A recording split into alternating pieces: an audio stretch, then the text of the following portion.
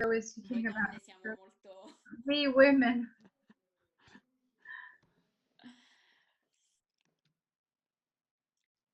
Florence, puoi fare co-host anche Sister Pat?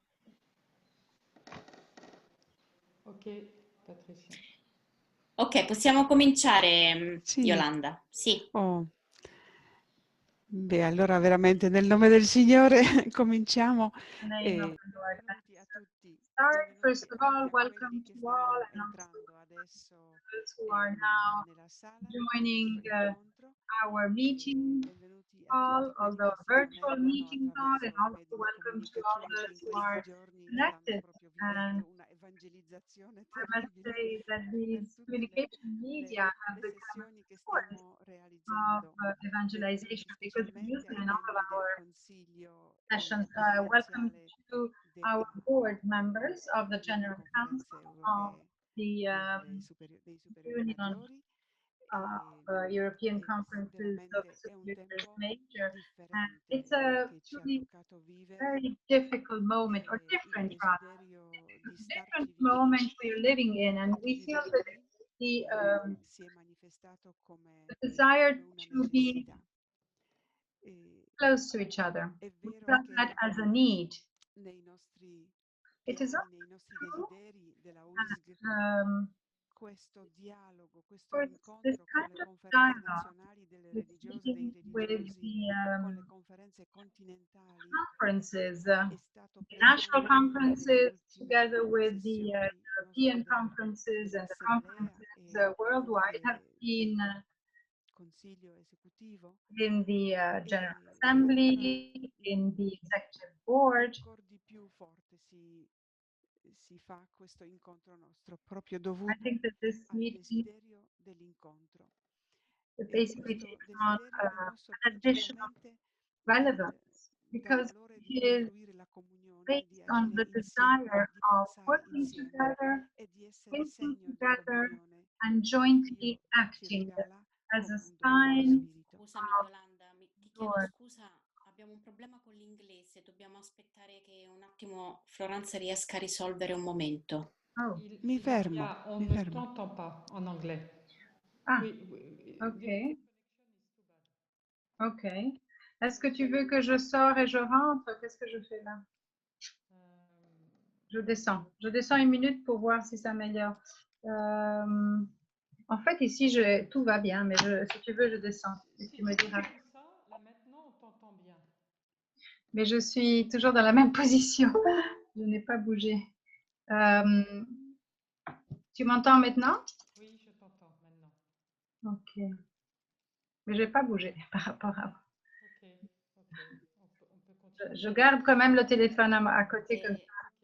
Ok. Scusami Florence, un momento, dobbiamo ripetere per le persone che sono arrivate adesso. So maybe we Per have to selezionare la repeat lingua è necessario andare the nella language. striscia in basso, c'è You un have bottone to go in the interpretation lower dove part, you selezionare have la a lingua. button interpretation, and that's where you select Per the language. l'italiano il For portoghese. Italian, choose Portuguese. We don't have the symbol of Italian. Portuguese is the translation into Italian. Thank you very much.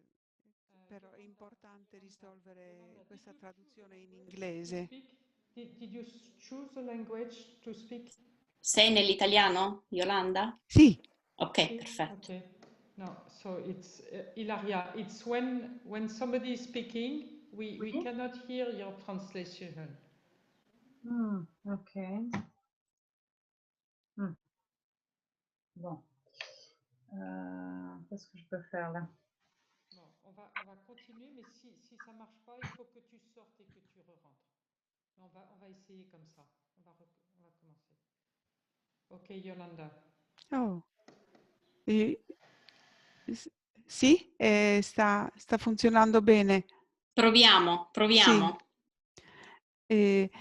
Io ho ripetuto anche questo avviso che quando il loro originale si sente troppo bisogna spegnerlo nel bottone delle traduzioni, così stiamo imparando, no? Comunque è veramente come la maggioranza delle nostre comunità in Europa per non dire tutte, voilà, ok. o anche le nostre famiglie, i nostri amici, siamo confinati e pensavo che questo essere chiusi potrebbe essere solo un limite. Già stiamo scoprendo, sono settimane in cui stiamo lavorando per scoprire che i nostri limiti di movimento sì, sono veri, ma stiamo sfondando le pareti dell'internet e della comunicazione dove con creatività stiamo raggiungendo tante persone. Comunque pensavo che queste nostre case chiuse, perché possano diventare cenacoli, anche gli apostoli si sono chiusi prima per la paura, poi hanno scoperto che nella paura possono anche pregare e anche noi credo che stiamo attraversando come un passaggio dalla paura alla creatività. E perché possa avvenire che la nostra comunità si converta in un cenacolo, dobbiamo trattenerci, dobbiamo fermarci ad ascolto, alla lettura della realtà che ci circonda e lasciarci fecondare dallo spirito.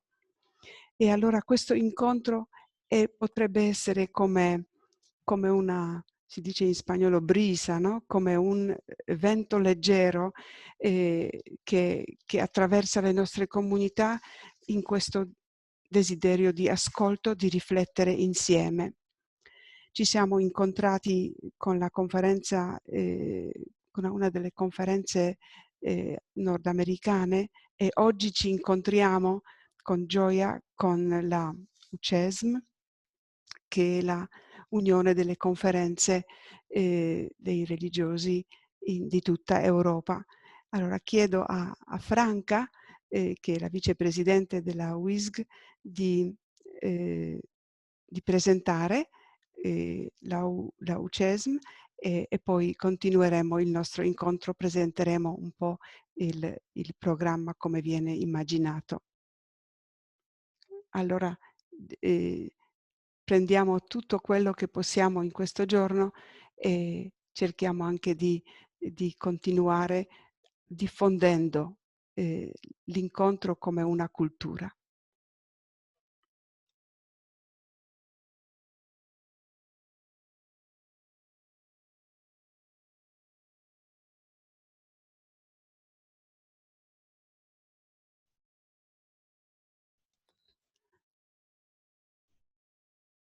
Sor Franca, sì, sappiamo che we know that the English translation is not working. I'm very sorry for that. We are trying to solve. So we just, okay, now it seems to work. So just a little bit. La traduzione en français, ma sœur, vous devez choisir la langue dans les boutons en bas. E Franca è venuta e si è apparsa. Ho capito. Franca, puoi provare a mutarti da sola adesso? Perché non abbiamo fatto in tempo a metterti costo. Sì, eccomi. Benissimo. Grazie. Eccomi. Scusami. Buon pomeriggio ancora a tutti. Ma non ti e sentiamo lo stesso? Il tuo microfono non funziona, Franca. A chi si è unito adesso? Mi sentite? Sei nella sala italiana, Franca? Nella Sì. sala portoghese, in realtà, scusami. Sì. Adesso sì, benissimo. Ecco. Perfetto, grazie. Prego. Buon pomeriggio a tutti ancora una volta e a chi si è aggiunto ora. E, ecco, penso che tutti conosciamo la UCESM, che è l'unione delle conferenze europee dei superiori maggiori e delle superiori maggiori.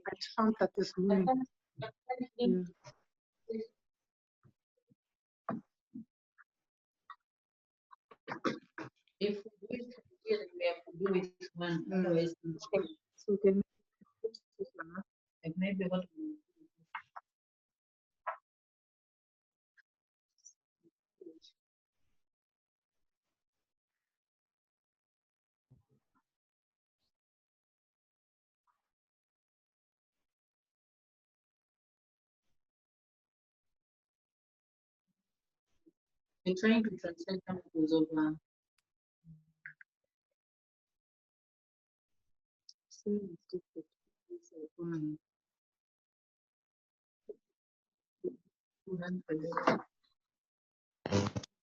The political trying to become a prophetic, creative voice.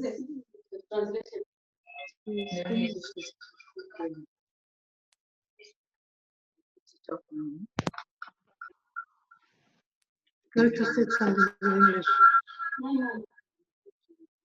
Yeah.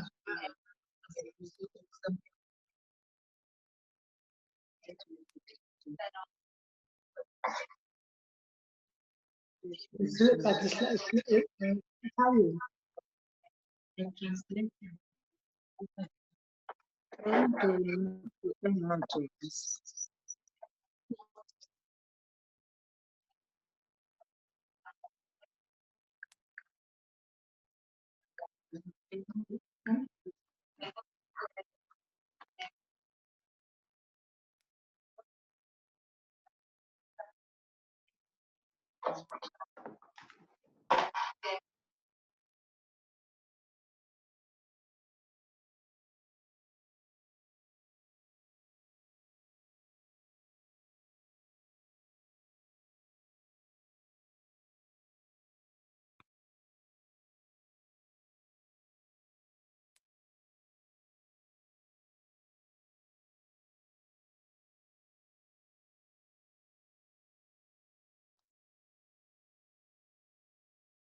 Grazie Franca, anche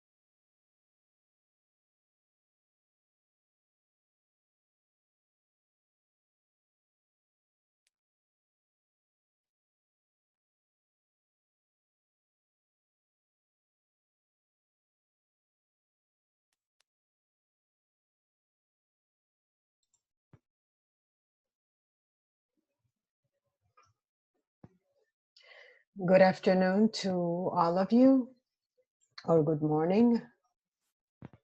We are now going to help ourselves with a presentation. For this moment, to bring our hearts together as well as our mind, our spirit, with this desire that Patricia was mentioning, as well as Yolanda. Let me move this. God, Father of all the people, in you, we are all children and brothers. Thank you for calling us to take care of our common home, that is the universe and humanity. Thank you for so much solidarity that you awaken throughout humanity over these weeks. Affected by the pandemic and its consequences, we offer you our fears and uncertainty. We pray for those who are suffering its consequences, and we also offer all our creative capability which you have given to us to see some new paths on in our consecrated life. We join the desires of all men and women to stand up again renewed. We join the efforts to rebuild values of fraternity, respect for the dignity of every human being, of peace and justice.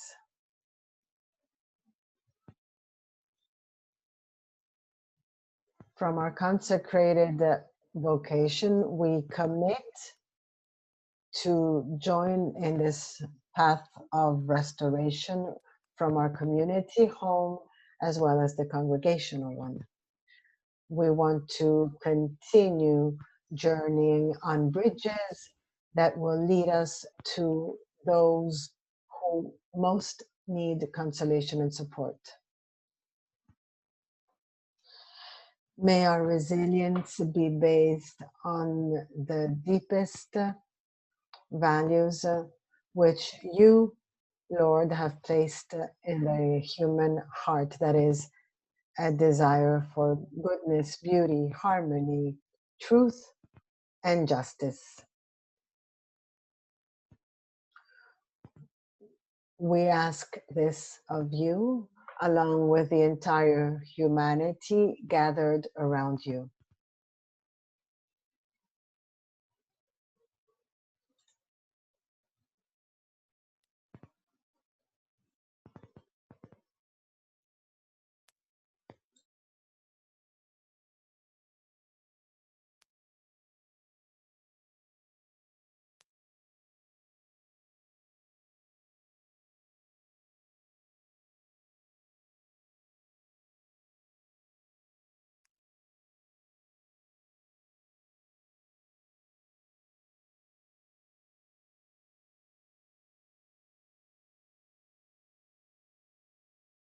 No, no, no, no, Ilaria arriva.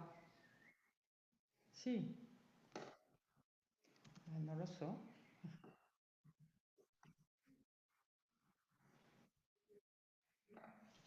Ilaria, can you speak?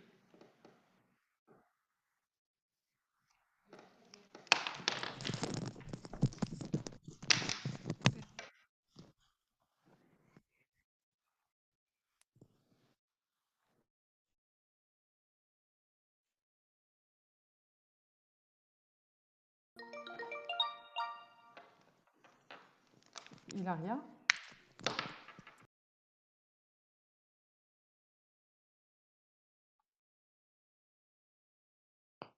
Maintenant, tu peux m'écouter maintenant? Mais évidemment, là, je la... je sais pas comprendre.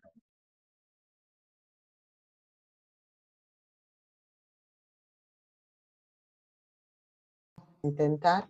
Chi dice? No, no, non funziona.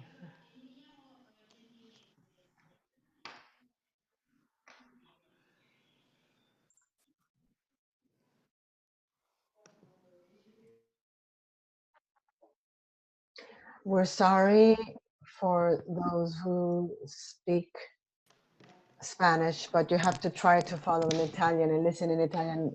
We don't have the possibility to translate into English, but since English is more difficult, it is more difficult to understand English from Italian. Oui, je fais l'anglais.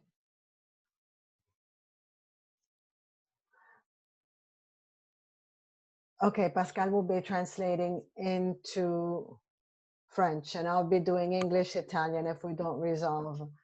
So apologies. So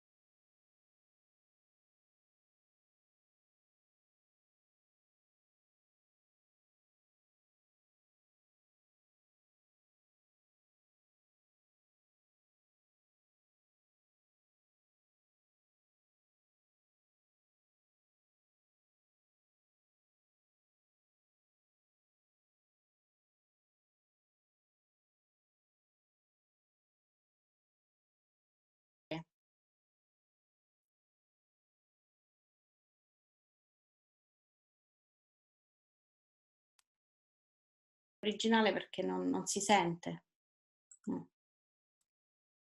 Adesso sono in inglese. Oh, adesso sì, got it. No, ma non mi ero spostata. Qualcosa è successo. È successo qualcosa, ok, ma io ero lì. Ok, let's see if the Lord can help us now. Okay.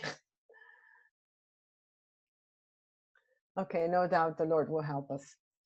Okay, again, good evening. I'd like to thank you for this possibility to be together, to get to know each other better, and also to share experiences and ideas. I'm really moved. I'm moved by this participation, by the presence of so many people. We're almost at 450. So from everywhere in the world, really thank you for your interest and your presence. I think that it's nice to go through the screens sometimes and see the faces perhaps of the people we know coming from so many communities. So in the first part, I'd like to say something about the history of UCESM, and then we'll speak about the current situation, this institution, and then we will talk about the General Assembly that we celebrated 2 months ago during the time that came before coronavirus. Then we will talk, although we are not prophets, we'll talk about the future, about what we see when it comes to the future of religious life in Europe, also sharing ideas, experiences about this special situation with regard to coronavirus.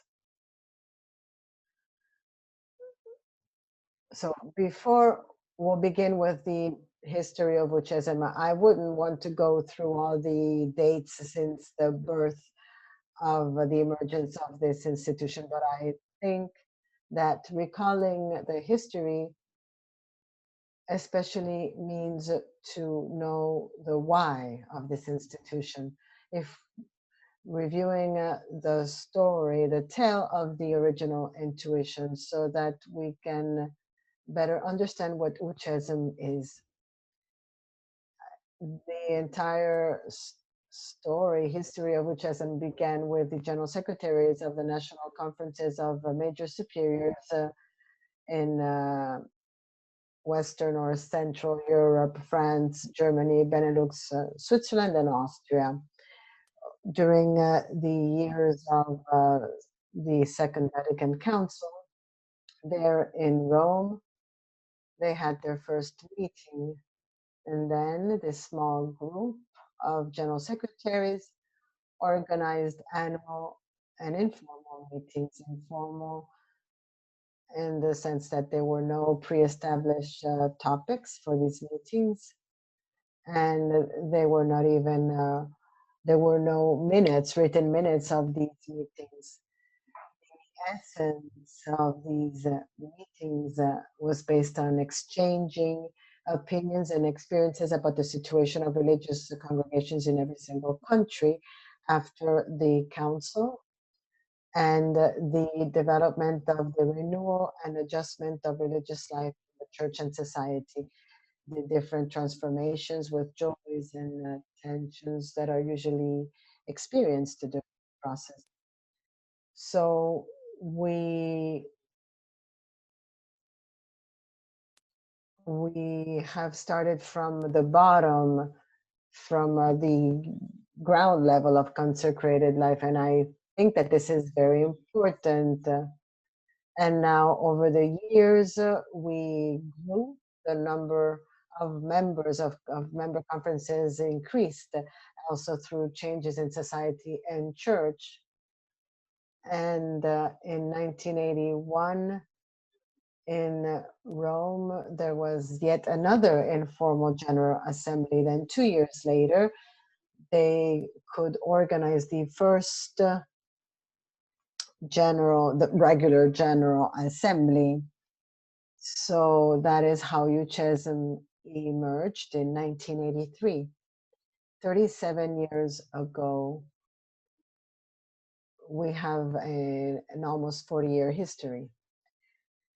As an institution, UCESM is, of course, approved by the Holy See. And as a structure, it counts.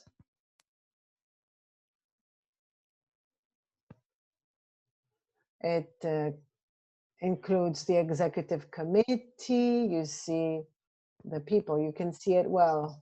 Yes, we can see it. So there's a president, a vice president.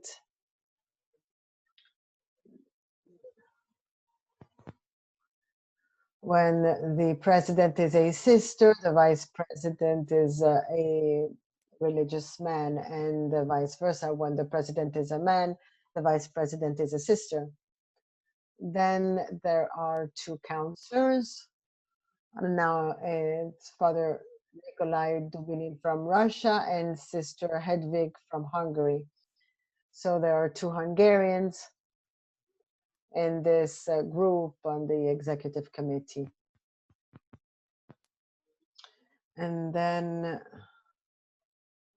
a very important part in UCESM is the General Secretariat. There are three people. Sister Marjolaine Brunen, we already heard her name. She's the General Secretary. Mrs. Nicole Jacquet, she's the secretary and in charge of many things at the General Secretariat. And then Abbot Eric de Sutter, the treasurer in our institution.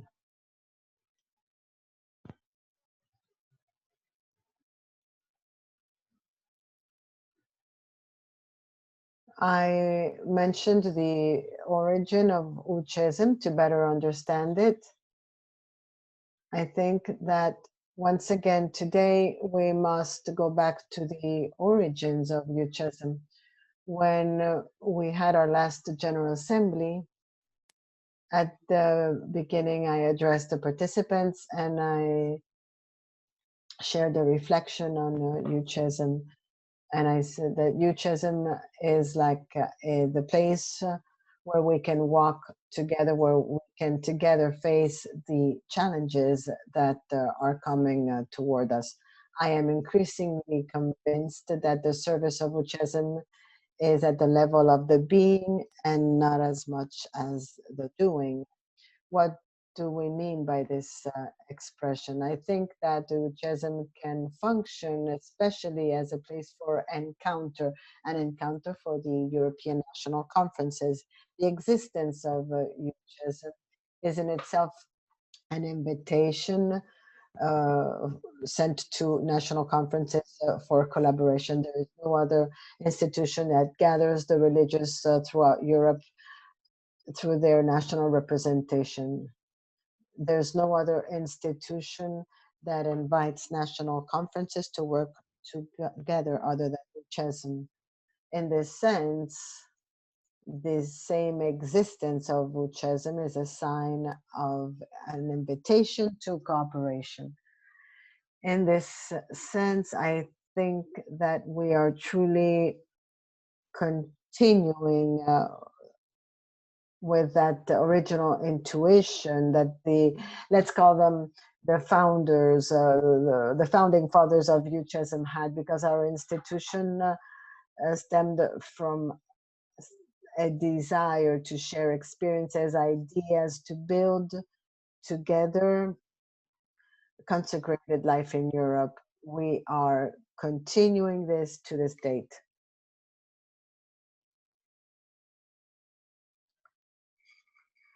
Working for this unity of religious life in Europe is a prophetic sign in the current situation of Europe, where there are many tensions. And if we work toward unity, I think that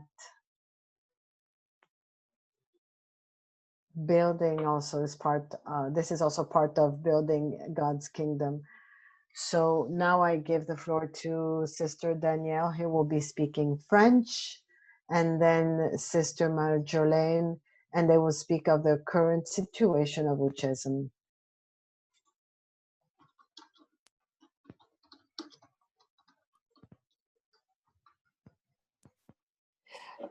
Hello, everyone. Good morning to all. I'm very happy and delighted to be among you. I'm going So I'll tell to you tell what you the what the UCESM is We already today. said that we We said gather it brings together 38 38 national from conferences 28 representing the countries. major Some superiors countries of have 2 conferences, one apostolic for religious women, one institutes, for men, and because others some have countries have many several conferences, some conferences have because there are single language conferences. groups, as in So the executive committee every 2 invites years, every 2 years the presidents UCESM and invites general secretaries of to all a member general national conferences to a general assembly, which which takes place each time in a different every country member, and deals with a topical subject. On this occasion, the on speakers this come to share their occasion, point of view they on the subject share. selected. The General Assembly is a place for debate, exchange, This assembly training, is a and place for decision debate. making.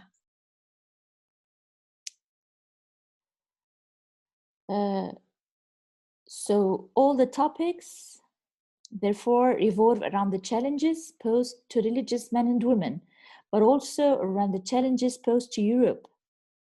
How to better collaborate in Europe for a better integration and solidarity in Europe to promote a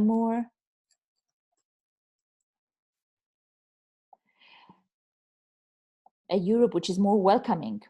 In general, the UCESM does not launch concrete actions itself, but it is interested in all the actions launched by the national conferences.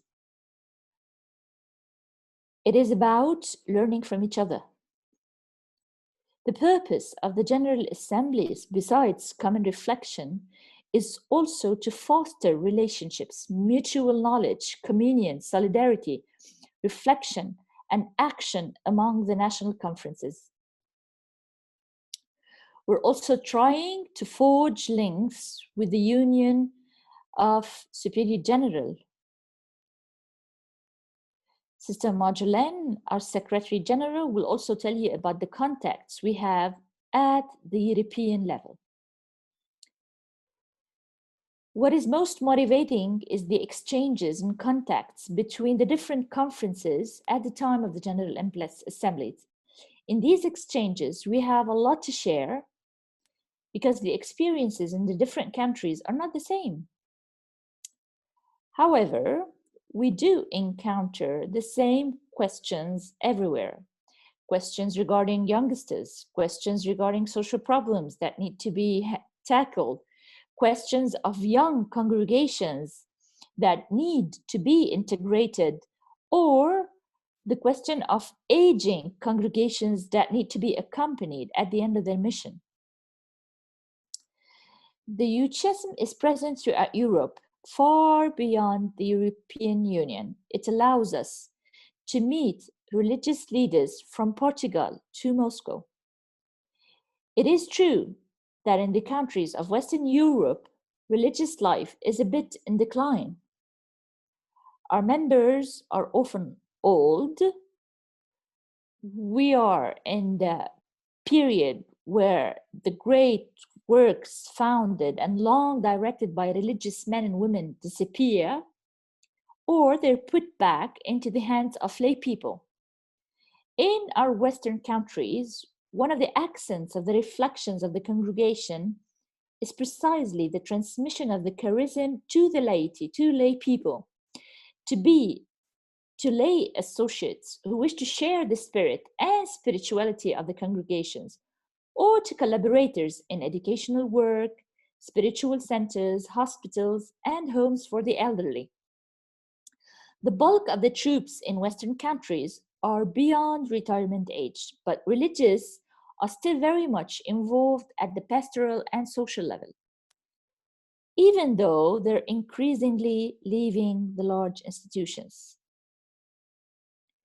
In Eastern Europe, the situation is different. Religious life is younger, and it is only in the last 30 years or so that congregations have been able to develop and grow. The congregations are composed partly from religious who came from the West at the time of the end of communism, or of congregations that have been present in these countries for a long time and which have been able to develop over the last 30 years. So we meet young brothers and sisters, often well instructed, and who in general are not in charge of large institutions. Religious life in these countries is minor, but I always have the impression that these religious are very happy to have international contacts through the UCESM. The functioning of the conference is ensured by the payment of membership fees. A contribution of less than €1 is requested per member to cover the operating costs. Of course, in the future, we must manage this sum very well because the number of religious is decreasing and the costs are not decreasing. Our executive committee meets 2-3 times a year, each time in a different country.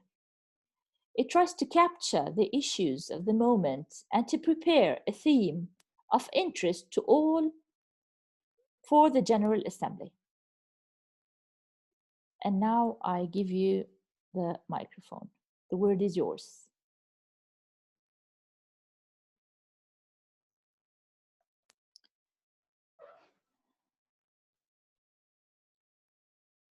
Welcome, Marjolaine.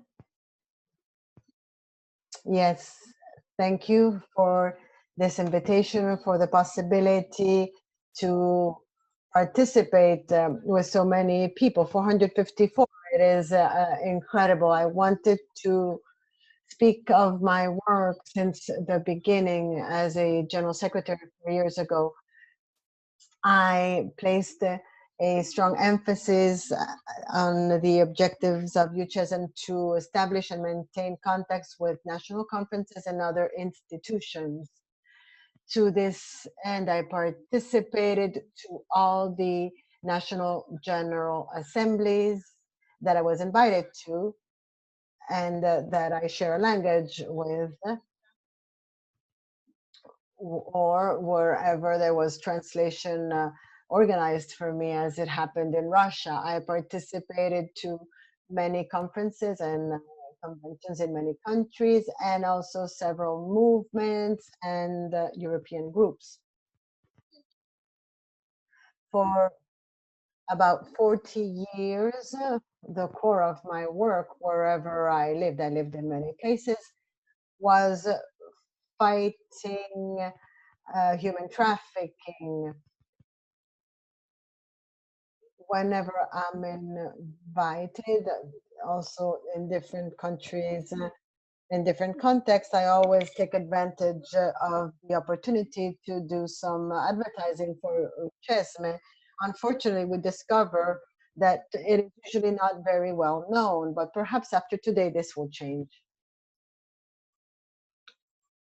Therefore, for all these reasons, I was often traveling, of course, but it's wonderful that at the office there was always Nicole, my assistant, who took care of all the daily things, but many contacts were also developed in Brussels, usually along with Nicole, or in the office or elsewhere. For instance, with the bishops and the European Parliament.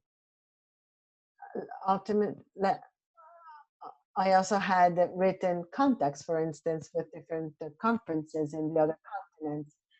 Lately, the participation to Zoom webinars became increasingly important, especially because of the coronavirus that doesn't leave us much alternative. And later on, we'll hear about a new initiative of our executive committee.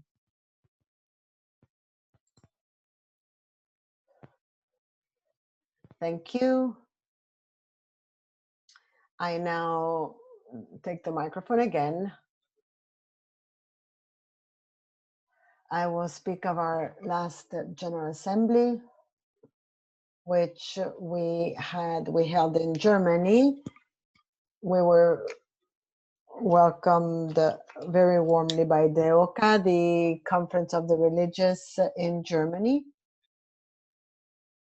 In the Monastery and Religious Cultural Center of the Fathers of Luxembourg. It's a beautiful place with a Baroque church. The date was 2 months ago, from March 9th until the 13th. We can say that we were under the shadow of the coronavirus already. For this reason, there were some cancellations as well. That is, people who wanted to participate, who then could not because of the situation.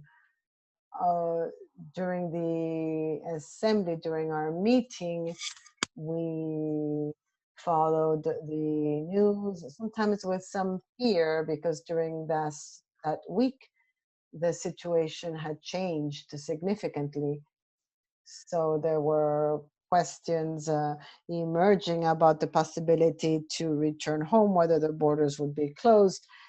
But ultimately, everything went well. And I can say that, thank God, nobody felt ill with coronavirus among the participants, which was also a little miracle, because we came from approximately 17 countries, but nobody became ill. This is the situation. It is true that we reflected a lot before the assembly, whether we could do it or not, if we had to cancel the event. Ultimately, we decided to do it. And I'm thankful for that decision. The central theme during this assembly was let's walk together, facing the challenges for religious life in Europe. So we said, let's walk together. These words, although we did not want this, but they refer to the word synodality, which we know so well in the church nowadays, thanks to Pope Francis. We are convinced that challenges can be faced only in this manner, in a synodal manner, that is, walking together, listening to each other, sharing, having dialogues, and also taking up our responsibilities together. And this is important in synodality. Then the challenges that religious life is facing in Europe, because we see that although the countries may be different due to their cultural, ecclesiastic situations and their tradition, there's some unity as well, and challenges are often in common, as we heard. So with this objective, in order to face the challenges of religious life together, we structured the General Assembly in this manner. The first part will be to receive some inputs, and during the second part, we can reflect and have a dialogue together. So for the first part, we invited 3 speakers to share their opinions with us about the same topic, about the central theme of the General Assembly, that is, how they see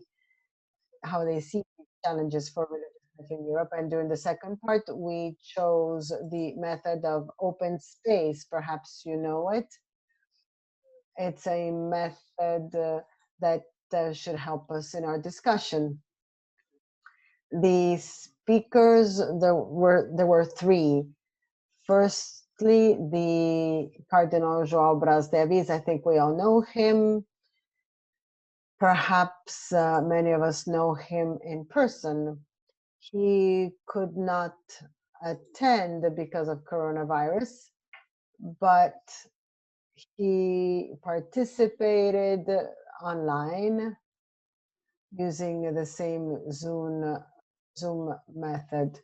During his conference, he spoke of two main topics. One was to avoid the spiritual mundane aspects. That's something we know of Pope Francis. And the other part was an invitation to achieve intercongregationality, intercongregational communication. I think that if we listen to these points in this situation of pandemics, we could say that these were prophetic points.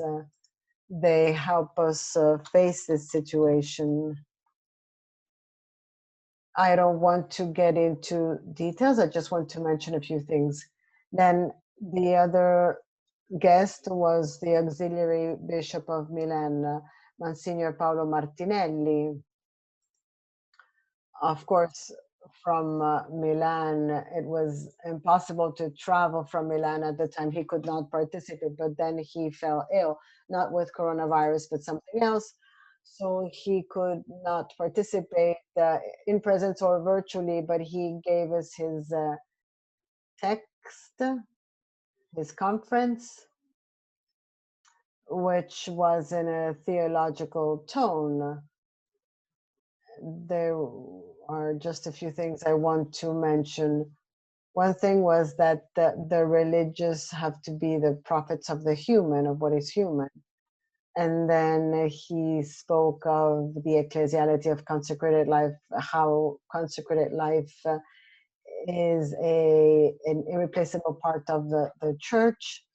And also the text speaks of the dialogue among ancient charisms, the orders, and new charisms, the so-called new movement, which sometimes we see as a risk. But he said in his text that it should especially be an invitation to be enriched. Then the third guest was Sister Nicole Covina, a Lutheran sister who belongs to the Christus Bruderschaft Service community. I think this was also a particularity. We were in Germany, where this dialogue among the different parts of Christianity is very current and real. So this presence was very enriching and interesting amongst us because he participated for several days and he gave us a very deep analysis of the situation of society in Europe, starting with Bob Dylan. He started with Bob Dylan and went through the German sociologist Hartmut Rosa. I think that the text of his conference can be found on our website. I think it'd be very interesting to read it, to become familiar with it. It is very deep. Based on Hartmut Rosa, he spoke of the concept of resonance and the resonant relations, and also the lack of these relations in society. And from here, he said, what can be the place and task of religious communities? He really touched on very essential points.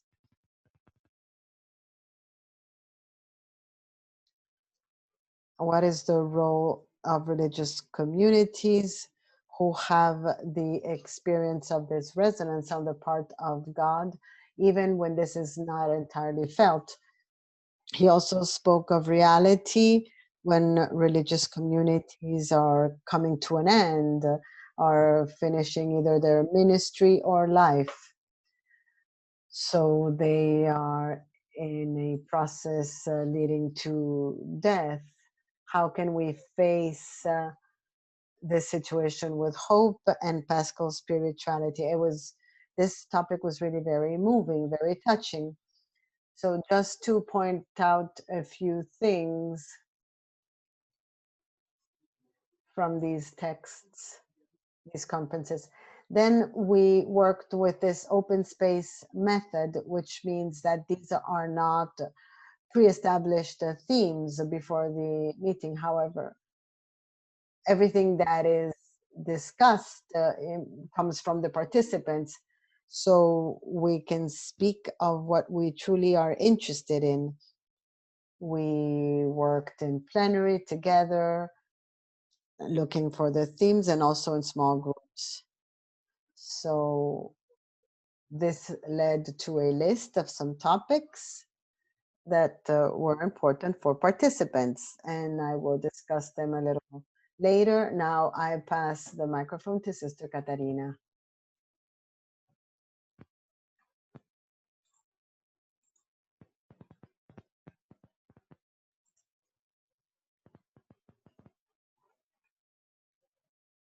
Let's find Katerina. We can't find her.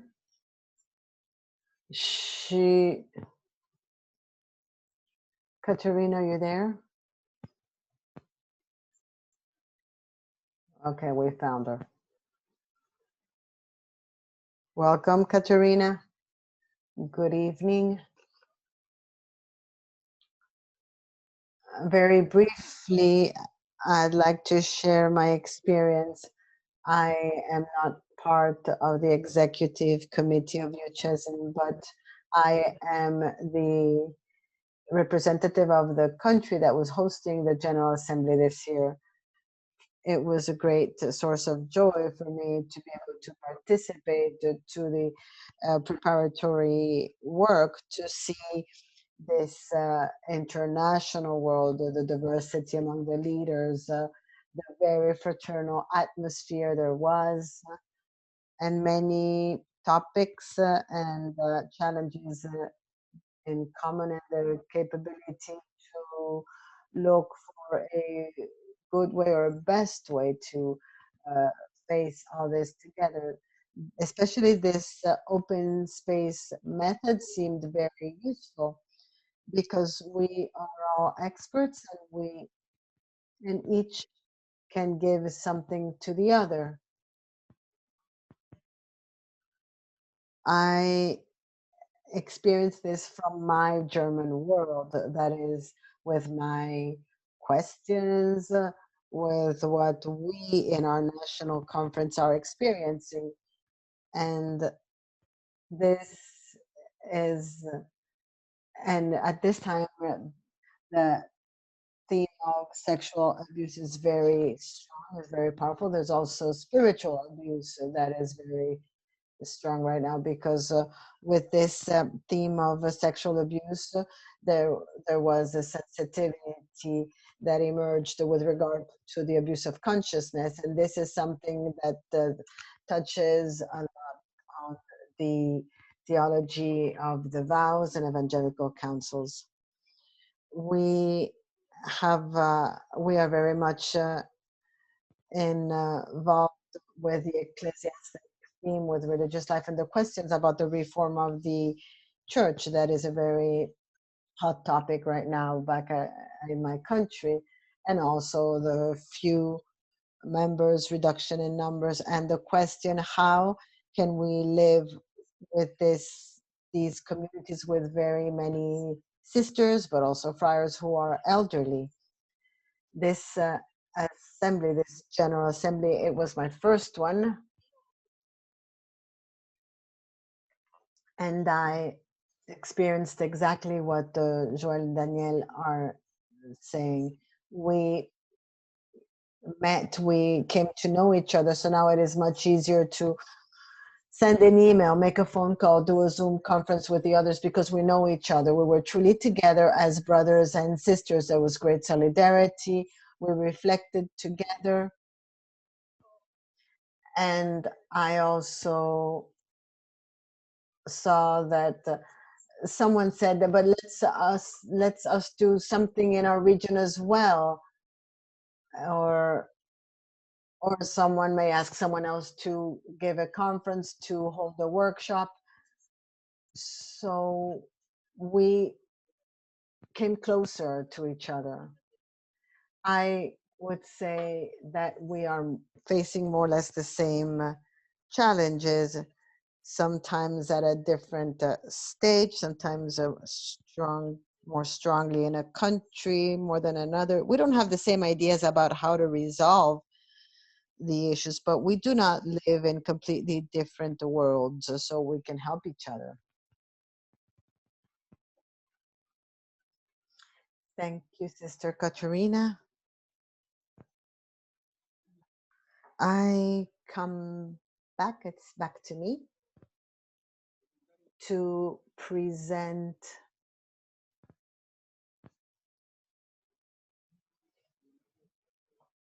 although Katerina has already mentioned these topics in general, I prepared an image. So looking at how we can continue this work of the General Assembly, there's the possibility to hold some theme meetings. It's especially about sharing, about being familiar with the experience, about good practices, and work together. Theme meetings for the leaders of vocation ministry, those in charge of vocation ministry, which is a very important area for the future. Then also about the accompaniment for congregations who are about to come to the end of their service. As we heard, the situation in many countries is more or less the same, but there are different ways of managing this situation. I think we can learn a lot from each other. And then abuse of minors, especially what could be the role of the National Conference in managing this situation, and also here sharing experiences or doing a common project for our conferences. With regard to spiritual abuse, then there was also the possibility to hold meetings based on the region. So those conferences who are closer amongst them can meet, can get together or work on projects. Then another thing that was interesting and also very important, I think, is right here. In many countries, the functioning of national conferences is now undergoing some difficulties because the number of major superiors is decreasing. Following the merging of provinces, in some countries, major superiors disappear. This is a difficulty, or rather a situation that needs to be dealt with. That is, how can we present religious life in these countries? Because the National Conference plays an important role in organizing and planning religious life together in the same country. So these are the projects that we are about to formulate, that we're about to shape better so that we can work together in these areas. I think that now it's Marjolaine's turn.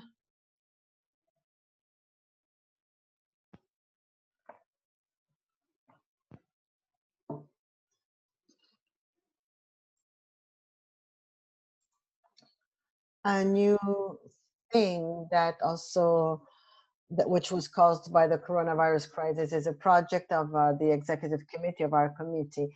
Instead of visiting the committees or national conferences, we will we'll invite them one by one for a Zoom meeting. Since UCESM, during our previous visit to Rome, they had offered to help us if necessary, so we accepted their offer with both hands. and we will take advantage of simultaneous translation, although it may be a little problem, but on the other hand, it's a great possibility we have. To the state, however, we've managed on our own. We've already met with the presidents and vice presidents of CONFER, the Spanish conference, and with USMI, Italy, and soon we will meet with those from France and Poland, and then later it'll be the turn of all the European national conferences. So now you know that you know what will happen in the future. It's interesting to point out that the Zoom situation, aside from the advantages that there are no expenses for travel, there's also a great side. There's more time to speak amongst us than sometimes we don't find this in a major meeting. Of course, culture, nature, food, the enjoyment of the country, and those questions are missing. So we must find a balance among the different possibilities, and let's hope for the best. Now, well, the title of this meeting is Reimagine the Future of Consecrated Life. It is a very brave title, Reimagine the Future. But we would also like to share with you some reflections on the future. So I'm calling Katerina back. Although I am not a prophet, I am convinced that religious life has a future. I am convinced that religious life has a future also in Europe.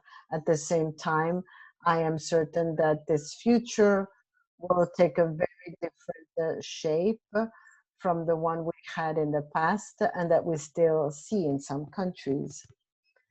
The future, in my view, stems from the present as we are facing specifically these challenges. And I see no future before we manage to face today's problems with a mysticism of open eyes. There is no way out. There's no other way to get to an authentic response. My fundamental credo belief is that only together can we give an answer to these challenges today. I am convinced that together we can do it, but only together will we make it.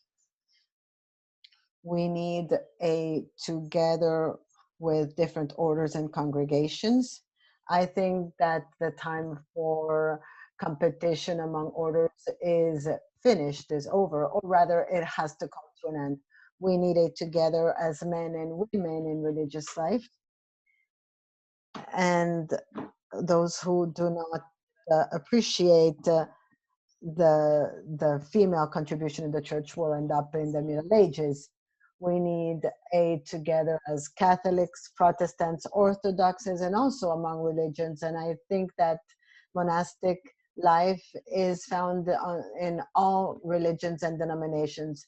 It is a very strong tie. We had this experience in Germany. It is, and this is controversial, but I think we also need a together among traditional charisms and the new charisms in the movements, and we need international cooperation. And for this, we need a structure to facilitate all this. And the UCESM is that structure.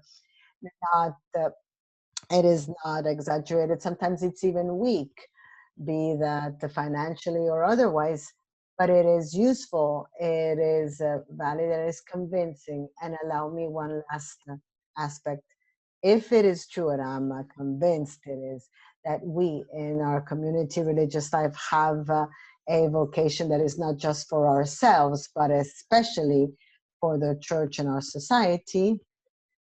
If this is true, this stands true today as well. For many years, it was us who built the social structures and who promoted the well-being of men. In some countries, this work is coming to an end, and the state does part of what we began. But there's still a lot to be done, be that in the social field or spiritual field. Men, women, a man or a woman are more than what they can purchase with their money, more than a working machine. And without us, the church itself would be poorer. Sometimes it is us who can say a straightforward word, which perhaps a bishop cannot express. Sometimes we are those who can be courageous and prophetic. Sometimes it is us who take the first steps toward a future that is still unknown. So I would say, let's go forward.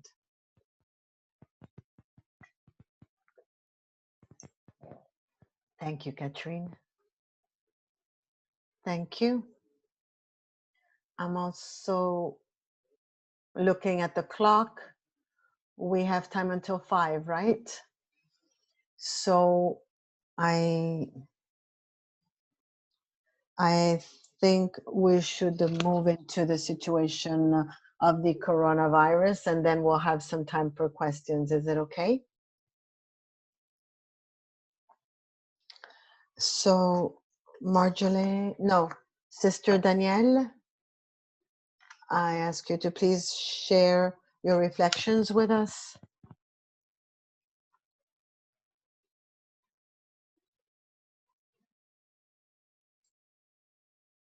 When we were in during the assembly, we felt, so when we were in Roggenburg for the General Assembly, the world was changing. We felt, because some couldn't arrive, couldn't participate, we also heard the fathers were beginning to receive the first group cancellations, but none of us could foresee what was going to happen all over Europe.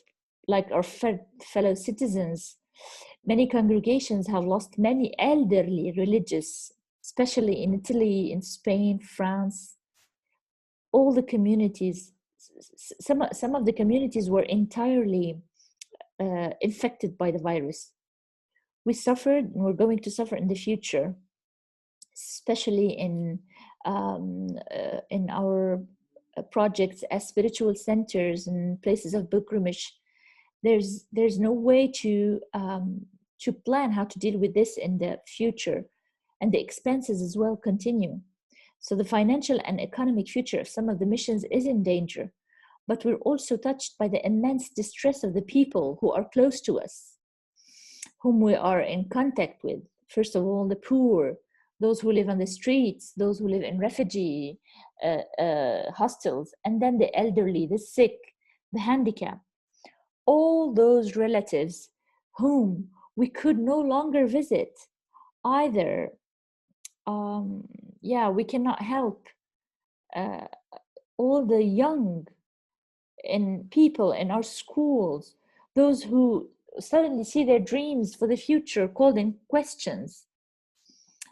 And among all those people are elderly brothers and sisters in homes. Some die unaccompanied and without a proper religious funeral. All this is an enormous suffering, which we share with the people of those countries. Our congregations are often international and have relationships with brothers and sisters from all over the world. But planes no longer fly. So we have to postpone chapters, formations, international meetings. This also hurts because international and interculturality are part of our identity. the presence and the mission of superiors has changed. Instead of always being on the road, it is necessary now to reach the sisters and brothers by other means, by phone, by video conference, by mail, circulars, to share the news. It is essential to remain close to the brothers and sisters, to show interest and to give them the opportunity to speak. Because for some of our sisters, the experience is traumatic and they're really in need of someone to listen to them. We also saw how some families had to live with confinement in extremely tight spaces, small apartments, smart working, and taking care of children. All of this exposed them to a lot of strain. We religious people, for the most part, have probably been privileged with this respect, because our houses are sometimes spacious. But community life, what kind of community life in a context of confinement? We're generally outside in our various missions. So being all together for a long time in the house without being as busy as before, did we take advantage of that to live deeply our fraternal life and our community prayer? Or did we put up barriers to protect our personal enclosure? This crisis will come to an end, and it will no doubt have very positive consequences. I think that the increased use we have made of new means of communication and meetings such as this Zoom will become established in our habits, and I assume that we will develop them further. And perhaps in this, we will find ways to think together without always moving around. I also think that we have had all the time to reflect on the negative consequences of unbridled globalization. And no doubt, the concern for our common house, the earth, has entered a little more into our consciousness. It has become more a subject on which the UCESM, the International Union for Superior General, is constantly asking us to commit to. I also began to reflect on the Eucharistic fast we're still living these days. Our churches are closed, the priests celebrate alone, sisters watch TV. We are experiencing what St. Paul is telling us. If one member suffers, all the members are suffering. I reflect as well on the Eucharistic fast we're still living. Our churches are closed, our priests celebrate alone, our sisters watch on TV the masses that are broadcasted.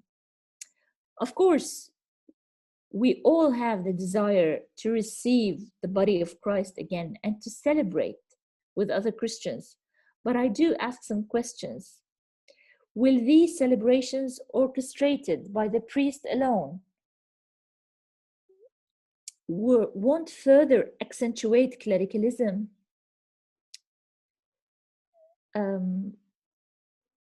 Give a super value to the role of the priest?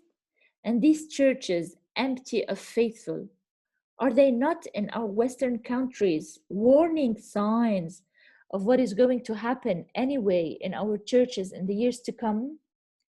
If nothing changes, they will empty very quickly. These empty churches always remind me the call of our Pope Francis. We have to be a church on the way out. We have to be a church going out to the suburbs. Instead of waiting for people, go to people. Christ is with those who suffer and who are waiting for us to join them, to be with them. In that sense, I think we could start preparing for the post-COVID-19 era. The mission awaits us among the young people, among the parishioners, in the pastoral care of accompaniment. As soon as it is permitted, We will have to overcome our fear, get out of our confinement, and resolutely go towards, get close to those who suffer. Just like in the Pentecost, the apostles will leave their confinement and their fear, and they will be guided by the Holy Spirit. They will go out, they will get closer to people, because that is the charism of the apostolic religious life. I am thinking of the resurrection hymn that we like to sing during the office, Jesus who burned my heart. We sing, turn my senses inward, force my steps into adventure. Let me go out in the evening where too many people are invisible, and by your name in my eyes, make yourself known. Since the mask will hide our smile for a long time to come, the name of Jesus must be present in our eyes, full of hope. These are my reflection with regard to the crisis. Thank you very much, Sister Many Danielle. thanks to Sir Daniela. I would just like to say a few words about this situation.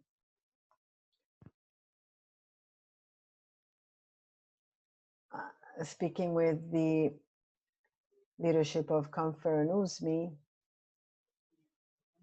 these meetings touched me very much as I listened to so much pain and suffering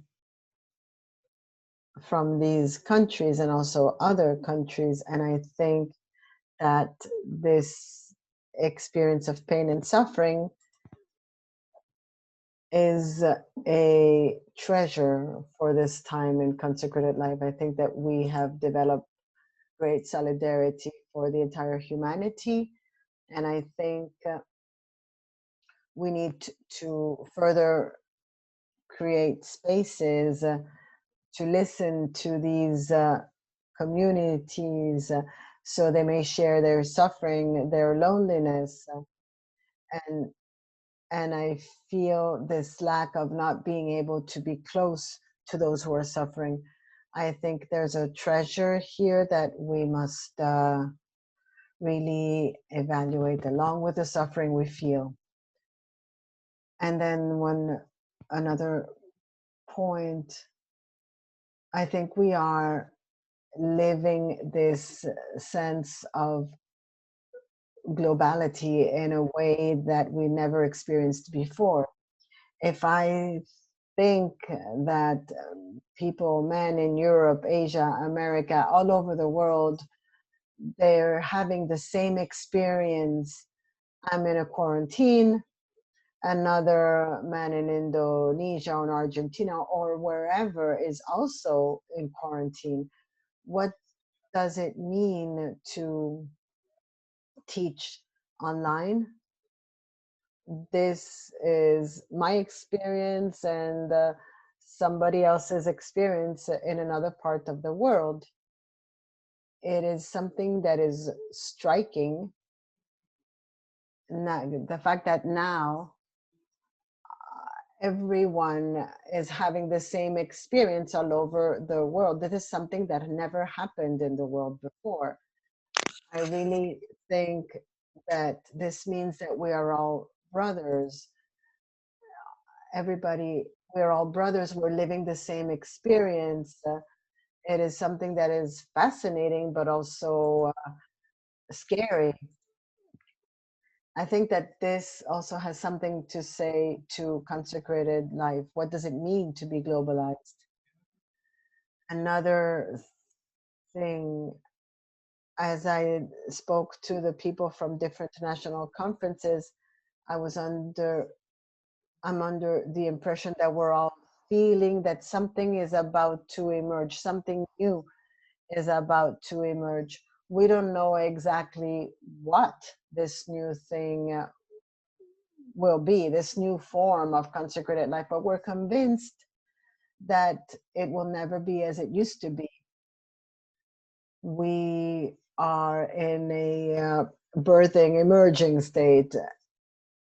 And in order to understand what is being born, what is emerging, we have to have these types of meetings in order to listen to each other, share experiences, so that little by little we may understand or capture what it is that is emerging amongst us.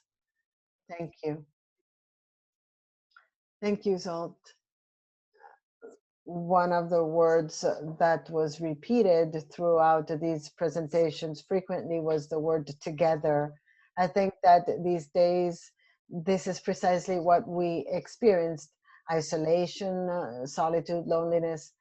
However, this is a counterweight to the together. Danielle and Caterina have spoken straightforward words, courageous gestures, first steps, almost as a result said, almost as if we're being born again. We hope that this is the case, because the stress and the weight of what we've experienced, we've cried like never before, we've experienced pain in our own communities, and families. This is still very much alive. So let's take a moment to look at the questions that have emerged. I ask Patrizia to offer some of these questions, to read them, and anyone who wishes to answer from the UCESM board may do so, and we take further advantage of this very significant meeting. Right, we apologize because we started a little late. I suggested to pick up on 2 or 3 questions that are very much, that is very significant with regard to this dialogue, and then perhaps you can respond. So please take notes of these questions. In French. Donc en langue française, what are we supposed to take into consideration in these current times with regard to the formation as a first phase? Through the experience that you are developing, which is the greatest challenge that religious life has to face? Any kind of reference to European countries where religious life is older compared to newer ones?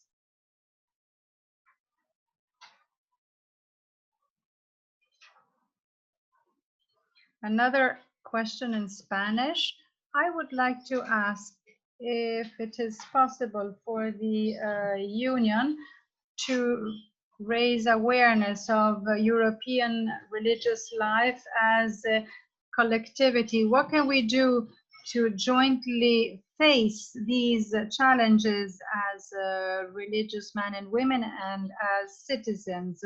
What can we do to animate and to encourage, besides the leadership, we as religious men and women, how can we develop joint actions in synergy?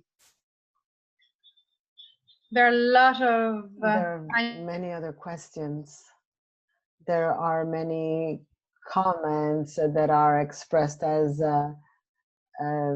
thankfulness and provocations for reflections that were offered. If anyone who's available to answer, to make a comment, Zolt, Catherine, Marjolaine. Right, quickly, one thing, the question about how can UCESM help the unity of religious in Europe, not just at the level of major superiors, but at the level of all religious, or at least that's how I understood the question. I think that the level of the flow of UCESM is at the level of conferences. So we are now especially working with the executive groups of the conferences. I think that through the conferences, we can create this sensitivity in Europe. We are in a process. We hope to move forward. So also thanks to these to the digital media that make this unity possible.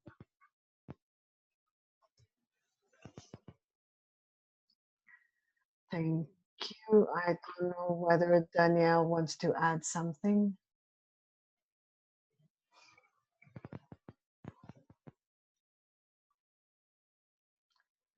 I would like to say that consecrated life, religious life in the future, I see it as Sister Catherine. We are invited to work together more. We are on the same boat. We should lead together. We are also, I think we should be closer to each other, closer to people, closer to poor people, closer to those who are vulnerable and suffering. Because if we stay in our convents closed, I think we do not give the right example. We do not follow the model of Christ. I'm not very convinced that it is at the level of the UCESM, but I think we can work together and reflect together with the national conferences. But this has to be conveyed to superior generals, to congregations, because congregations need to encounter, to do together, to react. Yes.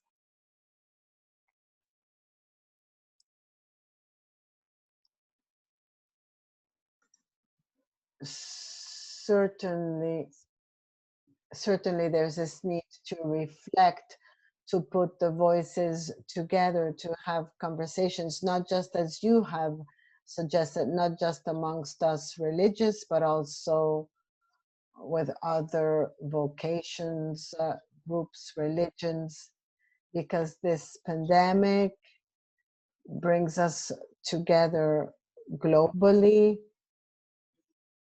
and sees no difference as far as culture or life situation. And this reflection really wants to continue. This is just the beginning.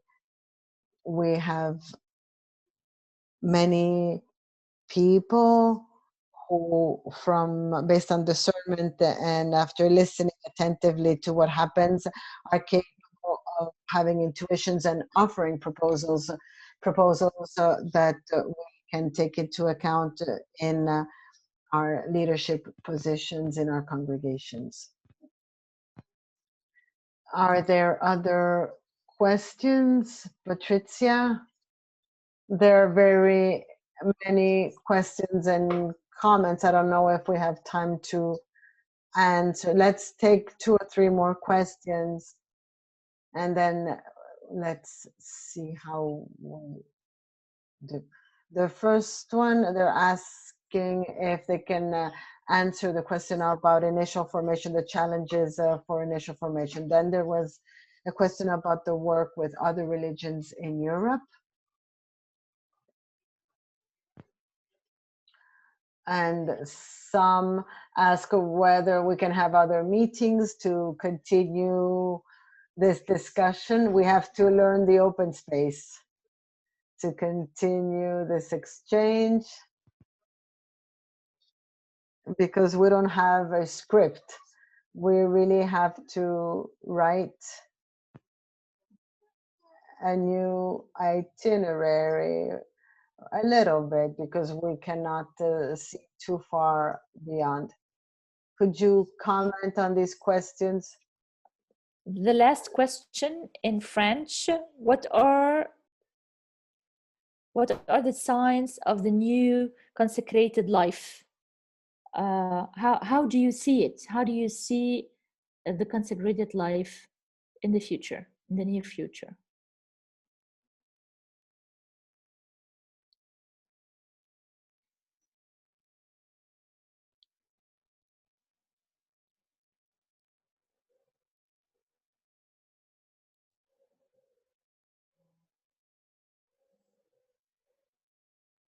So, Catherine, please turn on your microphone.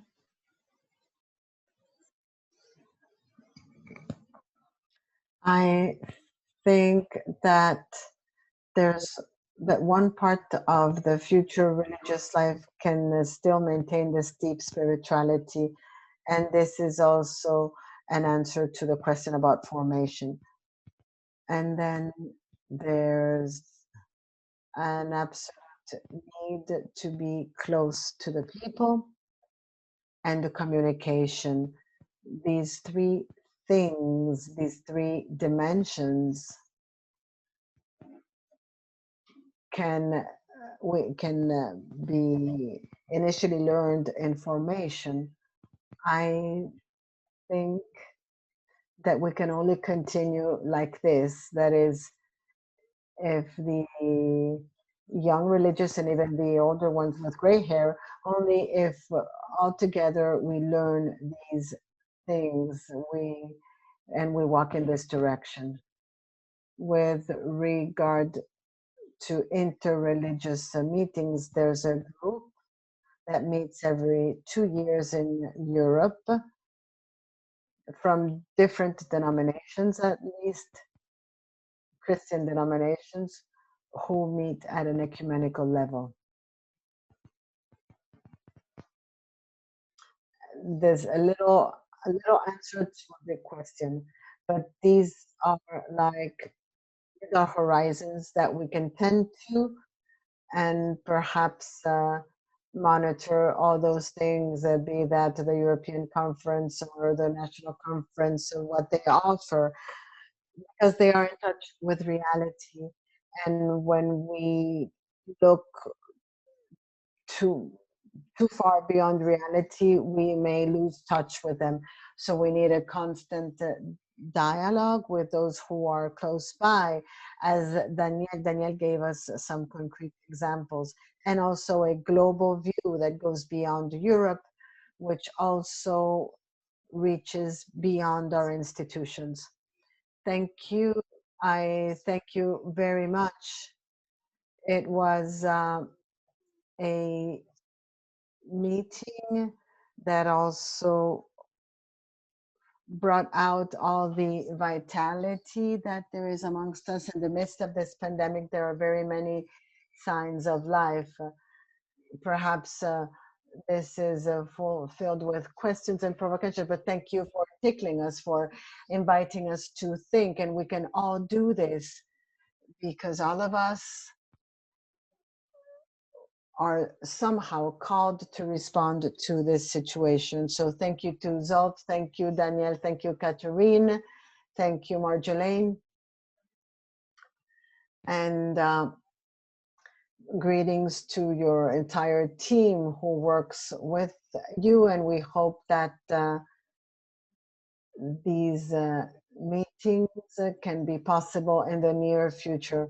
I would also ask Pat Murray if she's still connected, and I hope so because I do not see her among so many people. I'd like to ask Pat Murray to inform, communicate about what we are experiencing currently in USG with regard to immediate initiatives. Yes, I am here, and thank you. For those who do not know me, I'm Sister Pat Murray. I'm a sister of the Institute of the Blessed Virgin Mary, a Mary Ward sister, and I'm the Executive Secretary of UISG. And just to say that one of the key planks in the UISG's strategic plan is to develop relationships with conferences of religious, both at the continental level or subcontinental level and at the local level. So we have been trying to do this, and perhaps coronavirus has given us another push and impetus to really create a global sisterhood and brotherhood. Because as we've said so many times here, it's together that we really can achieve much. But we're calling each other, I think, to reflection. And we had already discussed before the pandemic with the Vatican, with the Congregation for Religious, that we as UISG, in response to appeals from conferences of religious in different parts of the world, would begin to organize a series of reflections on key questions to do with religious life. Now, we have begun this process by inviting different parts of the world to share with us, but we see ourselves moving to a stage of inviting all conferences, that we would set up a mechanism of reflecting together somewhere in the beginning, somewhere in the remaining part of this year. And this gives us a chance together to reflect as men and women, together with our brothers at the USG, and with you. Many of the conferences are conferences of male and female. So I think we've pointed here in this sharing and in the sharing the other day with the LCWR to key questions that we want to grapple with across the world, as well as doing it at the continental or the local level. The other thing is just to say we're very grateful at UISG to various foundations and to congregations who have supported the coronavirus fund that we established. This has enabled us to begin by offering some financial support to congregations who have been very badly affected in both Italy and Spain. And now we're moving on to offering support, particularly to healthcare centres, hospitals, clinics in Central and Western Africa. We know that other parts of Africa are receiving funding support, so we're beginning by concentrating on Africa, in Central Africa, West Africa, particularly French-speaking Africa. So we feel this is a particular call and way in which we can be in solidarity with one another. So we're helping hundreds of congregations and many people, many sisters and many projects. I think too, I would just like to say two other things. We have been working with the Congregation for Religious on the whole question of small congregations coming to completion and the kind of accompaniment that's needed. And that's one of the conversations that we share with them, but also then we can have a larger dialogue about this question, because it affects both congregations, but also provinces in different parts of the world. And I just want to, as a last pointer, because we've had a long meeting, to say that we have been working with the Vatican Commission for the Protection of Children and Vulnerable Adults. And we hope to offer a series of webinars in several languages on topics to do with protection and care during this time of pandemic. I also would like you to know that the two unions are establishing a new commission, the Commission for Care and Protection. And we really feel that we need to develop a theology of care. We talked, I think one of you reflected on sexual abuse, but also spiritual abuse. So theologically, we need to really reflect well and deeply on the kind of environment that we want to create within our communities and within also our institutions, projects and programs. So this is a challenge that I think we can set out together in the future.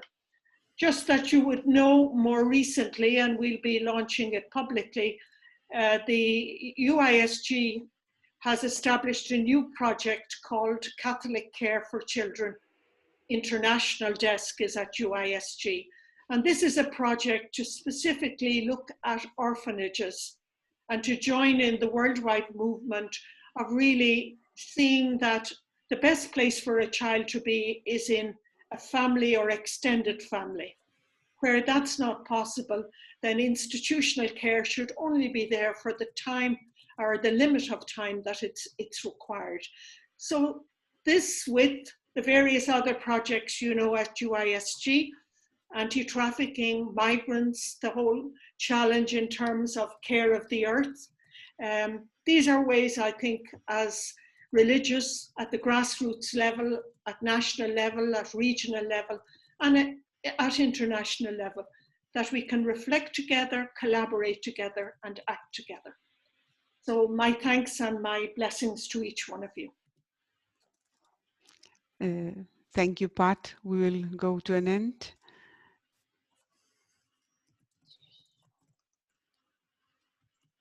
Thank you all. I think that each of us can truly take home a significant word that is echoing in our hearts, something to continue reflecting on.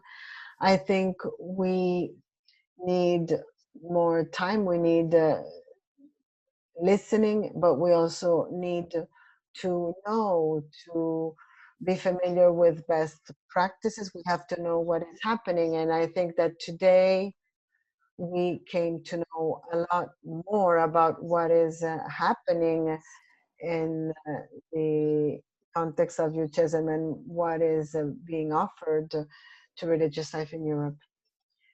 I'd like to ask someone from the UCESM group, please, this to a close with a brief invocation to the Lord, with a brief prayer to the Lord, since we are approaching, although there are 2 weeks to go, but we are already during our second period, Paschal period. We're going toward Pentecost. So I ask you to please pray so that our communities, although they are locked, may also become cenacles.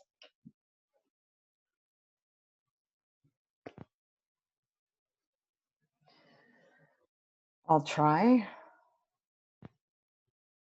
In the name of the Father, the Son, and the Holy Spirit. Lord Jesus Christ, our resurrected Lord, we place ourselves into your hands and we ask for your presence, your resurrected presence amongst us. We ask for your Spirit. We ask your Spirit to bring your life present amongst us and within us. We ask the Spirit to open up our hearts, our communities, to all the people, especially those who are suffering because of this situation. We pray for the families where there is no work and where the future appears as something difficult. We, as consecrated people, through you and Holy Spirit, we ask to also be signs of hope, signs of your presence amongst us. You are our hope. Come and help us in our life. Help us live and experience what you are inviting us to in our service and life. Amen.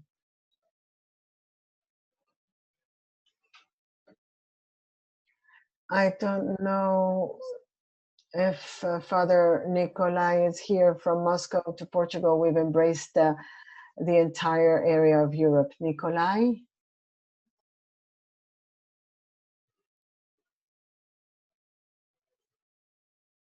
So thank you. If anybody has like a brief greeting as we leave the room, Patrizia, you can unmute the microphone so we can all say goodbye in person. Thank you, Pat. Thank you, Danielle. Thank you, everyone. They're gone. I didn't get a chance to say goodbye.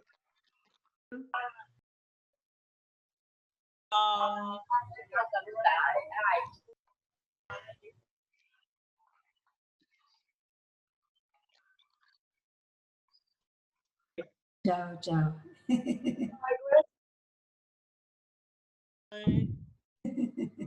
Thank you. Maggioranza donne, sì. Sì, grazie. Mayoría de mujeres. Muchas gracias. Gracias. El español se haya oído al final. Sì, abbiamo avuto tutte le traduzioni alla fine. Insomma, il Pentecoste. Cedendo. Grazie a voi dell'UCESM. Grazie a voi. Fine settimana. Sì, ciao, ciao. Grazie. Sole.